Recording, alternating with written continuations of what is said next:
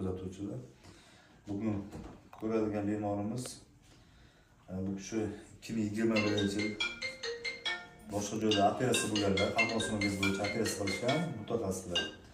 Lekin afsuski o'sha qalqon sumogngizni nerv bir tarafli nervlarga payriz belgilar paydo bo'lgan, keyin traxeostomga qo'yishgan. Bemor shu vaqtgacha 2021-yil hozir 5 yilga yaqinlashayotgan, 3 yilga yaqinlashayotganimizda shu vaqtgacha traxeostomlar yuribdilar.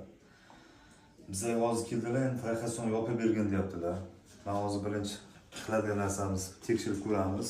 Nafas olish ozroqgina traxeostoma teshik joyini yopamizda ma'lum vaqtgacha kuzatuvga qo'yiladi. Agar bir kun davomida hech qanaqa nafas siqilish bo'lmasa yoki